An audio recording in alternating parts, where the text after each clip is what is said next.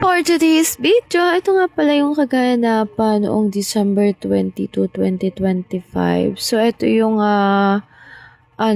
pagkatapos kong mag-antibiotic within 7 days kasi nga 'di ba namaga nga yung aking mukha, yung pisngi ko as in namaga talaga siya at halos isang linggong walang tulog dahil sa humupa na siya ay kahit papaano naman hindi na siya sumasakit. So, hindi ko na talaga pinalampas or hindi na namin pinalampas yung opportunity na talagang magpabunot ako. So, namamaga pa yung ngipin ko ay nagpa-schedule na ako ng magpabunot dito nga sa may Tulay Pare. Dating nagbunot din dito sa isa kong ngipin.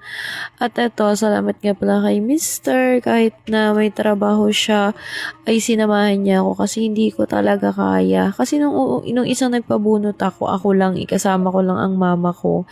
So, ako pa yung nag-drive. Pero ngayon, iba yung sakit. Sabi ko, siguro hindi ko talaga kaya mag-drive kasi alam niyo yung nagpabunot ako kahit medyo masakit pa yung ngipin ko. Oo.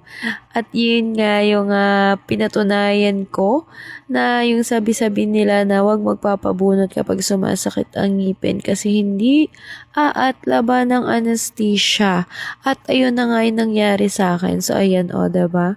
Hindi na namaga yung ngipin ko dyan kaya gora na ako. Sabi ko para isang sakit na lang din naman. Ayan.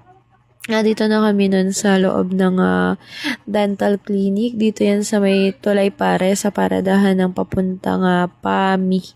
To Siniluan to PAMI, PAMI to Siniluan, diba? So, mura lang yun na isiningil sa akin dito, 800 kasi hindi masyadong nahirapan at hindi naman siya ganun kahirap bunutin. So, ako lang yung nahirapan talaga kasi sabi ko nga sa inyo, masakit-sakit pa itong ngipin ko at may konti pang maga. So, alam mo yung pag tinusok mo yung pisngi ko ay masakit pa rin talaga pero kinaya ko kasi kailangan dahil ayoko nang umiyak-iyak dahil sa ngipin. Pero ngayon meron na naman dito naman sa taas. So, ayan lang. Thank you for watching.